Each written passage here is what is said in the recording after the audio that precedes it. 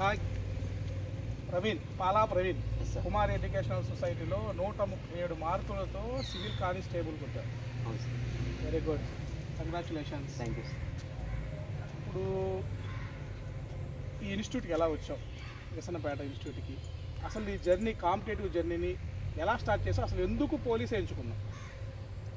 అంటే యాక్చువల్గా సార్ నేను మామూలుగా అయితే బీటెక్ చేశాను కానీ నాకు ఫస్ట్ నుంచి కూడా నేను ఇక్కడ ఇంటర్మీడియట్ చదువుతున్నాను కానీ కుమార్ సార్ని చూసేవాడు. అప్పట్లోనే సార్ పోలీసుకి ట్రైనింగ్ ఇచ్చేవాడు. దట్టు మా ఫాదర్ హోమ్ గార్డ్. ఇంకా మనకు కొంచెం దాని మీద ఒక ఫ్యాంటసీ అనవచ్చు, ప్యాషన్ అనవచ్చు, బాగా ఇదిగా ఉండేది. అయితే బీటెక్ ఏంటంటే కొంచెం నాకున్న ఫైనాన్షియల్ ఇష్యూస్ వల్ల డైరెక్ట్గా బీటెక్ 3 సీట్ రావటం, జాయిన్ అవ్వటం యాజ్ యూజువల్గా జరిగిపోయింది. కాకపోతే ఫైనల్గా నేనేంటంటే మనం ఇది కాదు, మనం అనుకున్న వేరే ఉంది అనుకొని ఇంకా 2019లో వచ్చాను సార్.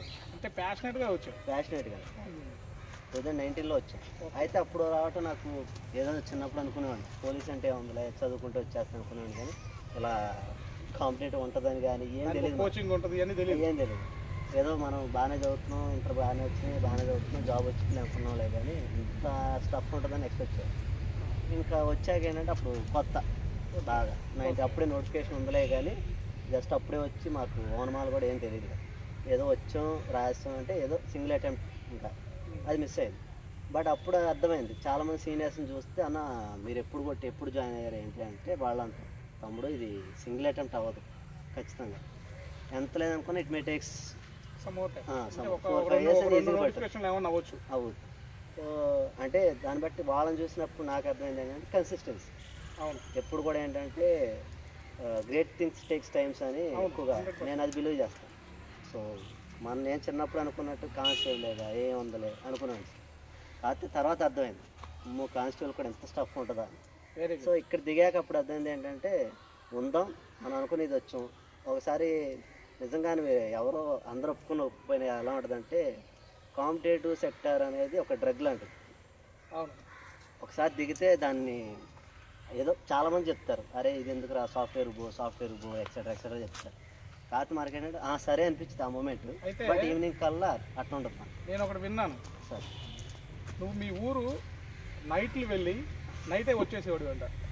ఎందుకు జరిగింది అలాగా? అంటే మార్నింగ్ ఎందుకు వెళ్ళేవాడు కాదు?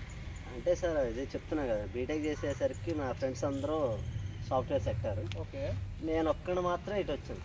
ఇప్పుడు కూడా వాళ్ళైతే ఇప్పుడు ప్రౌడ్గా ఉన్నారు. వాళ్ళు ఏంటి, నా ఫ్రెండ్ ఒకడు గవర్నమెంట్ జాబ్ కొట్టాడు. ఇప్పుడు అందరు మా పేరెంట్స్ కూడా ఏమన్నా ఫంక్షన్కి వెళ్ళినా కూడా ఎందుకు గవర్నమెంట్ జాబ్ ఎందుకు, చక్కగా సాఫ్ట్వేర్ కంటే 2,00,000 వస్తాయి ఎందుకు ఇదంతా అని చెప్తూ ఉండేది. ఇంకా వాళ్ళు వచ్చిన కాడి నుంచి మనమే ప్రెజర్. చుట్టుపక్కల వాళ్ళు వచ్చి ఏ బాబా ఇంకెంతసేపు, వేరే బామద్ది ఎంతసేపు, ఈ టైప్లో ఏదో ఒకటి అంటూ ఉండేవాడు. ఇంకా ఇంటికి వెళ్ళాలంటే ఒకనొక టైంలో పేరెంట్స్ అయినా కూడా వాళ్ళకి సర్టెన్ ఏజ్ అయిపోతుంది, పిల్లోడి కంటే ఎవరికైనా ఉంటుంది. ఇంకా వాళ్ళు కూడా ఏమనేవాళ్ళు అంటే త్వరగా చూసుకోరా, ఏదో ఒకటి చూసుకో, నోటిఫికేషన్ రావట్లేదు ఎందుకు అని. బట్ మనకు తెలుసు కదా అసలు ఒకసారి దిగాక ఎలా ఉంటుంది ఏంటని. అందుకే నైట్స్ వెళ్ళి ఎవరు కనపడకుండా వెళ్ళిన పని ఏది అవుతుందో ఫినిష్ చేసుకొని మళ్ళీ సెకండ్లో ఊర్లో కనిపించలేదు. చాలా ఎన్ని సంవత్సరాలు? 4 years మీ ఊర్లో కనిపించకుండా లేదు, హైడ్ అయిపోయావు బాగా ఒక జాబ్ కోసం. సక్సెస్ అయ్యావు కాబట్టి ఇప్పుడు అందరూ వచ్చేసి అబ్బా మా వాడు కొట్టాడు అంటున్నారు. ఇక అది చెప్పుడు బాగోలేదు అసలు. ఫుల్గా అందరూ అంటే చుట్టాలు అంటే నేను అప్పుడు అన్నా మా వాడు కొడతాడని, ఇక అందరూ అప్పుడు చిన్న వాళ్ళు కూడా ఇప్పుడేమో మా వాడు కొడతాడు నేను చెప్పాగా అంటున్నారు. అదే మొత్తం అదే సక్సెస్ అండి. సక్సెస్, రియల్ సక్సెస్ ఏంటంటే ఎవరైతే నిన్ను తిడతారో వాళ్ళే మళ్ళీ నేనే సపోర్ట్ చేశానని చెప్పుకుంటారో అదే రియల్ సక్సెస్. అది అప్పుడులో చాలా మంది చెప్పారు కానీ నేను ఫేస్ చేస్తాను నిజంగా. అయితే నేను అనుకున్నది ఏంటంటే నేను నీకున్న అవగాహన బీటెక్ చేసావు కాబట్టి ఖచ్చితంగా ఎస్ఐ రావాలనుకున్నాం. కానీ మరి అది ఎందుకంటే అసలు ఎస్ఐ మిస్ అవ్వడానికి కారణం ఏంటి? ఒక రకంగా చెప్పాలంటే మేబీ నా యారగెన్స్ అవ్వచ్చు. అంటే ఏముందలే వచ్చేసిద్దిలే అని ఒక మేబీ ఒప్పుకోవాలి. నా ఎఫర్ట్ నేను పెట్టలేకపోయాను.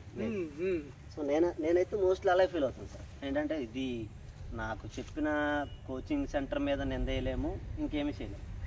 సో నేనేంటంటే ఎవరైనా సరే సార్, ఇది మనం బయటికి ఏంటంటే కప్పిపుచ్చి కూడా చెప్పే మాట. అవునవును, ఏది కోచింగ్ సిలబస్ అవ్వలేదు, సెంటర్లో సరిగ్గా చెప్పలేదు, ఇవన్నీ ఏంటంటే పైకి కవర్ చేసి కూడా చెప్పే మాటలు.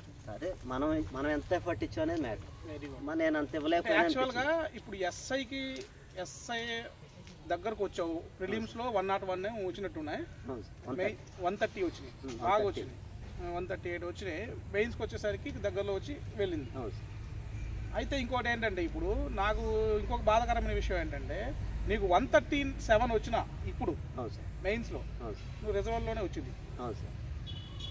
అంటే ఇప్పుడు రాబోయే వాళ్ళకి నువ్వు ఎంత టార్గెట్ ఎంత పెట్టాలనుకుంటున్నావు అంటే ఇప్పుడు రాబోయే వాళ్ళు జనరల్లో కానిస్టేబుల్ కానీ ఎస్ఐ కానీ కొట్టాలంటే వాళ్ళు ఎంత టార్గెట్ పెట్టుకోవాలి, ఎంత స్కోర్ టార్గెట్ పెట్టుకోవాలి, దానికి వాళ్ళు ఎలాంటి ప్రణాళిక పెట్టుకోవాలి, వాళ్ళు ఎంతకాలం కూర్చోవాలి. ఒక స్టూడెంట్ అనేది బీటెక్ నుంచి వచ్చిన బ్యాక్గ్రౌండ్ అంటే నేను ఎంటెక్ కాబట్టి నేను అసిస్టెంట్ ప్రొఫెసర్ చేశాను కాబట్టి యాక్చువల్గా బీటెక్ చేసిన వాడికి అర్థమెటిక్ రీజనింగ్ మీద కొంచెం గ్రిప్ ఉంటుంది, మ్యాథ్స్ మీద. అవును.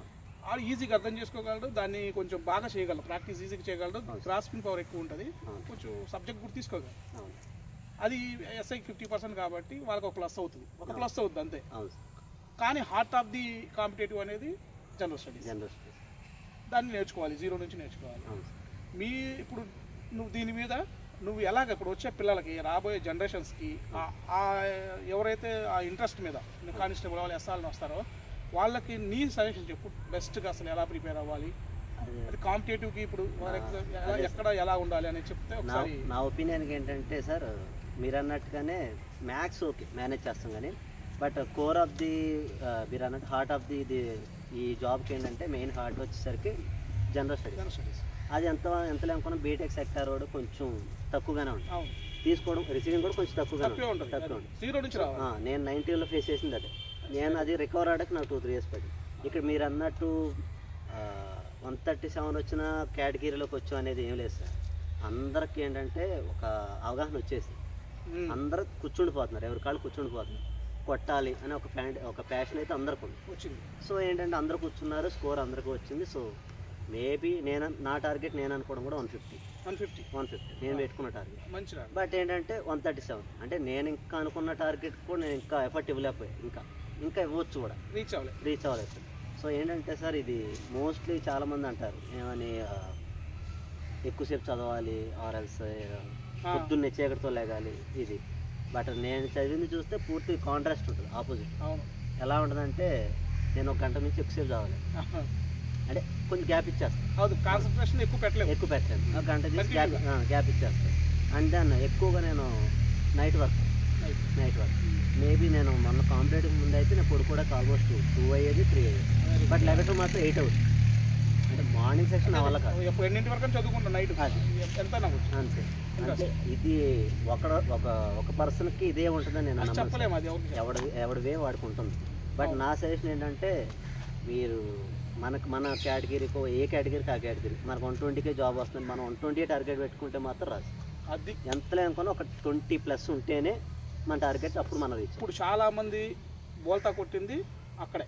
నాకు మొన్న నోటిఫికేషన్ అదే అది చాలా మంది బోల్తా కొట్టారు, ఇంత టార్గెట్ ఉంటుంది, ఎంత ఉంటుంది అని చెప్పేసి రిజర్వ్డ్ ఎంత ఉండొచ్చు అని ఎక్స్పెక్టేషన్స్తో వెళ్ళారు. అది బియాండ్ ద ఎక్స్పెక్టేషన్స్ ఎక్కడికో టార్గెట్స్ వెళ్ళిపోయి వాళ్ళు చాలా ఇబ్బంది పడ్డారు. అవునవును. Okay, very good.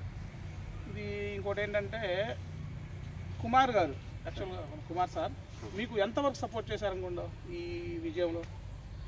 సార్ ఈ కాంపిటేటివ్ సెక్టార్కి ఎలా ఉంటుందంటే సార్ మోస్ట్లీ చాలామంది ఒకటి చదువు చెప్పించిన ఒక ఎత్తు అయితే ముందు మోరల్ సపోర్ట్ మోరల్ సపోర్ట్ మాకు సారు మా బ్యాచ్ మోస్ట్లీ చూస్తే నేను నాతో పాటు రాసిన వాళ్ళు ఎవరైనా సరే ఈ పాలిటీ కానీ హిస్టరీ కానీ ఏదన్నా ఉందంటే మేము మళ్ళీ బుక్ తీసి చదివింది లేదు. వైబే కాదంటే ఆయన చెప్పిన విధానం అవునా ఇంకేదన్నా it's based on moral support. బయట విషయాలు కంపేర్ చేసి చెప్పుకోవడం కానీ, అంటే ఎన్నిసార్లు నువ్వు నిద్రలో లేపి అడిగినా కూడా పలాంటి చెప్పగలం అనే ఒక రేంజ్ అది తీసుకొస్తాం. అది ఫైనాన్షియల్ సపోర్ట్ ఎవరైనా చేస్తారు సార్, ఫైనాన్షియల్ సపోర్ట్ ఉంటుంది, పేరెంట్స్ చేస్తారు, మనకు కాదంటే పేరెంట్స్ ఫైనాన్షియల్ సపోర్ట్ ఇస్తారు, ఫ్రెండ్స్ మనకేమన్నా ఇఫ్ నీడ్ వాళ్ళు ఏమైనా హెల్ప్ చేస్తారు. బట్ మోరల్గా మనం మెంటల్గా డిప్రెస్ అయినప్పుడు సపోర్ట్ చేసేవాడు ఒకడు అంటూ ఉండాలి. నేనైతే కొంచెం గర్వంగా అయితే చెప్పుకోగలను, నాకంటూ మోరల్ సపోర్ట్ వెనకాల ఒకడు ఉన్నాడు అంటే నథింగ్ బట్ రాంగ్గా కాదు, ఒకరు ఉన్నారు అంటే మాత్రం కుమార్ సార్ అయితే చెప్పగలను. ఓకే, అంటే నేను వచ్చిన దగ్గర చూస్తున్నాను కదా సార్, మీరు ఎక్కడ ఉన్నా, క్లాస్లో ఉన్నా, బయట ఉన్నా, క్లాస్ రాకపోయినా కానీ అంటే ప్రవీణ్ రాలేదేంటి, ఈ సీన్ రాలేదేంటి, లేకపోతే పవన్ కళ్యాణ్ రాలేదేంటి అని ప్రతి ఒక్కరి మీద ఒక అవగాహన ఉంటుంది. అక్కడ ఇంకోటి ఏంటంటే అబ్జర్వ్ చేసింది, ఎవరు ఏ సబ్జెక్టులు వీక్ ఉన్నా టక్మని చెప్పేస్తారు, ఆ సబ్జెక్ట్ వీక్, ఈ సబ్జెక్ట్ వీక్. అది అదే మీరు చాలామంది ఇప్పుడు సక్సెస్ అయిన వాళ్ళలో 90% ఎవరైతే ఆ రోజుల్లో చాలా లాంగ్ టర్మ్ కూర్చున్నారో కూర్చొని కూడా రియలైజ్ అయ్యారో, రియలైజ్ అయిన వాళ్ళే 99% జాబ్స్ కొట్టారని. టార్గెట్ పెట్టుకున్న వాళ్ళు అందరు రీచ్ అవ్వలేకపోయారంటే వాళ్ళు టార్గెట్ తక్కువ పెట్టుకున్నారు, ఈ ప్రీవియస్గా కంపేర్ చేసుకుని పెట్టుకున్నారు. Okay Pavan, okay Praveen, all the best. నువ్వు అనుకున్నది ఇది కాదు, ఇంకా ఎస్ఐ అంటే ఎస్ఐ అనేది కూడా కాదు. నా ఉద్దేశంలో గ్రూప్ 1 గ్రూప్ 2 ఆఫీసర్ అవ్వాలి. తప్పకుండా నీకున్న దీనికి ఖచ్చితంగా ఎస్ఐ, ఈసారి ఎస్ఐ కొట్టాలి. All the best.